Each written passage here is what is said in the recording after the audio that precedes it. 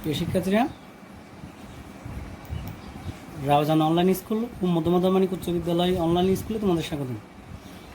Corona মহামারীর সময় যাতে তোমরা ঘরে বসে অধ্যয়ন করতে পারো সেজন্য রাউজান উপজেলা প্রশাসন কর্তৃক রাউজান অনলাইন স্কুল ও মধ্যমাধ্যমিক উচ্চ বিদ্যালয় অনলাইন স্কুলের আয়োজন করা হয়েছে। আজকে আমি তোমাদের সাথে আছি মোহাম্মদ আবু তৈয়ব, সহকারী শিক্ষক, মধ্যমাধ্যমিক উচ্চ বিদ্যালয় রাউজান, চট্টগ্রাম।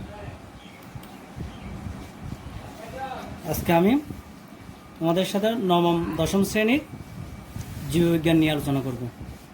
নবম দশম শ্রেণীর জীববিজ্ঞানের পঞ্চম অধ্যায় অর্থাৎ খাদ্য, পুষ্টি এবং পরিপাক। খাদ্য, পুষ্টি এবং পরিপাক নিয়ে তোমাদের সাথে আলোচনা করব আজকে। একটা চিত্র দেখো, চিত্রের উপরে হেডিং আছে একটি পরিপাকতন্ত্র। আজকের পাঠ শেষে আমরা কি শিখব? আজকে শিখন পর্বগুলো হলো পরিপাকতন্ত্র কী তা বলতে পারবে, পরিপাকতন্ত্রের প্রধান অংশের কাজ ব্যাখ্যা করতে পারবে, শারীরবৃত্তীয় প্রক্রিয়ায় পরিপাকতন্ত্রের ভূমিকা ব্যাখ্যা করতে পারবে।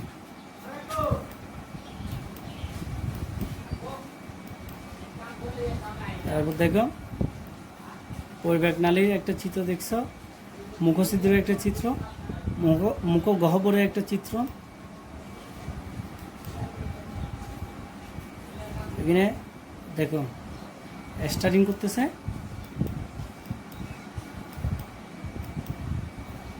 এটা হলো একটা ঘোলবিল অন্ননালী। তারপর দেখো একটা চিত্র যেখানে স্টার্টিং করতেছে সেটা হচ্ছে পাকস্থলী। তারপর দেখো ক্ষুদ্রান্ত্র, ক্ষুদ্রান্ত্রের মধ্যে ডিউডেনাম এবং জেজুনাম, আরেকটা হলো ইলিয়াম।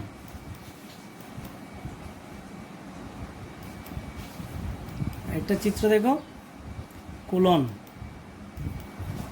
তারপর হলো সিকাম, তারপর নিচে একেবারে ছোট করে যেটা আছে সেটা হচ্ছে অ্যাপেন্ডিক্স। অর্থাৎ অনেক সময় দেখবাম অনেকের অ্যাপেন্ডিসাইটিস হয়, ওই অ্যাপেন্ডিক্সটাই হলো মূল সমস্যা। ওই অ্যাপেন্ডিক্সের মাধ্যমে ওই যে ছোটো অংশটা আছে সেখানে বিভিন্ন ধরনের খাদ্য এর অংশ ঢুকে গেলে সেটা পরে সাইড এফেক্ট শুরু করে, তখন আমাদেরকে অ্যাপেন্ডিসাইটিসের অপারেশন করতে হয়। তারপর সর্বশ্রেষ্ঠ হলো মলাশয়।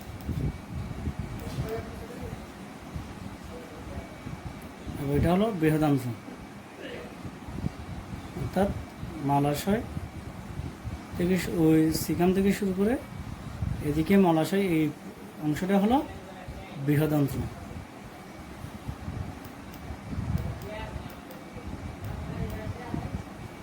তারপর সর্বশেষ অংশটা হচ্ছে পাইছিদ্র। পুষ্টিক নালী, পুষ্টিক নালীর মধ্যে মুখগহ্বর, গলবিল অন্ননালী, পাকস্থলী, ক্ষুদ্রতন্ত্র, বৃহদন্ত্র এবং বৃহদন্ত্রের সর্বশেষ অংশ ভিতরের অংশগুলো। লালাগ্রন্থি, যকৃৎ, অগ্নাশয়, পাকস্থলীর গ্রন্থি, আন্ত্রিক গ্রন্থি, এগুলো হলো পুষ্টিক গ্রন্থি। পুষ্টিক গ্রন্থিগুলো আবার লক্ষ্য করো, যকৃৎ, অগ্নাশয়, পাকস্থলীয় গ্রন্থি, আন্ত্রিক গ্রন্থি, লালা গ্রন্থি।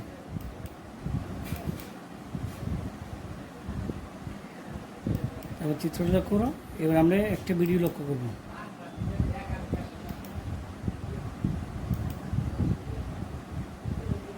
ভিডিওটা লক্ষ্য করো।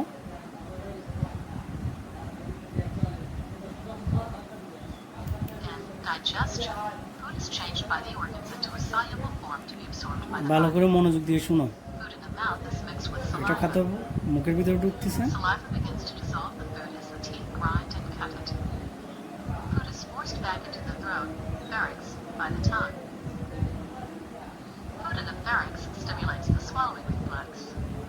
The larynx is pulled upward to meet the epiglottis and seal off the trachea. Food goes from the pharynx to the esophagus. Food down the esophagus by peristalsis. The peristaltic wave reaches the esophageal sphincter and food enters the stomach. The unique muscular structure of the stomach breaks up the food into small pieces called chyme. Chyme exits through the pyloric sphincter into the duodenum of the small intestine. The major portion of absorption and digestion occurs in the small intestine. The mucosa secrete enzymes that supplement the digestive enzymes of the pancreas and liver. This completes the chemical process of digestion. The walls are covered with villi where nutrient absorption takes place. The structure of each villus contains a capillary and lacteal to pick up the digested nutrients. The nutrients are now transported by the blood to all the cells of the body. The undigested food reaches the ileocecal valve and enters the large intestine or colon. The colon absorbs water, manufactures vitamins, produces mucus, and forms and expels feces. Mass peristalsis pushes the feces into the rectum, which stimulates the defecation reflex. প্রিয় শিক্ষার্থীরা, তোমরা ভিডিওটি দেখে ভালো করে বুঝতে পেরেছ একটা খাদ্য মুখের ভিতরে যাওয়ার পর সেটা কিভাবে কোন কোন প্রক্রিয়ার মাধ্যমে সেটা পরিপাক হয়। আমরা তারপরের স্লাইডে আমরা দেখি হলো আরেকটা ভিডিও দেখি।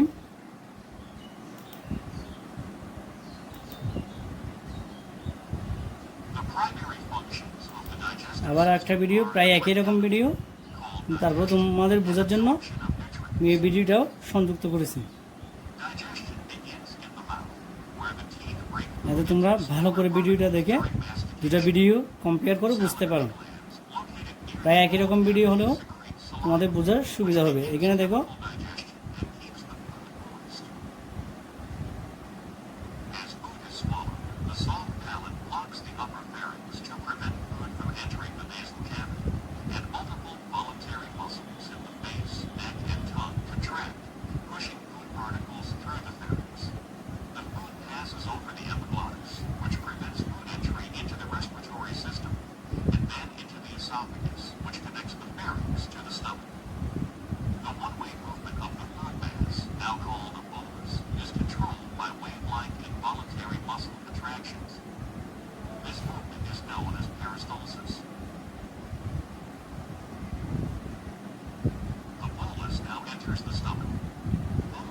ভালো লক্ষ্য করো তোমরা সবাই।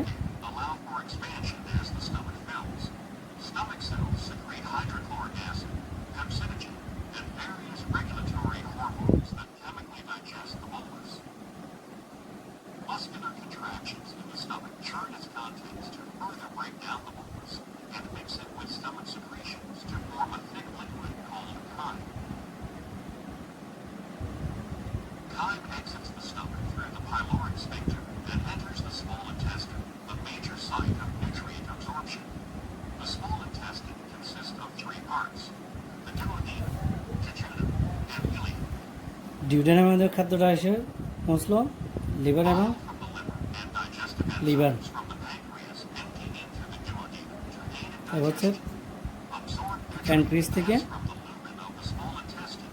এনজাইম নিঃসরণ হচ্ছে।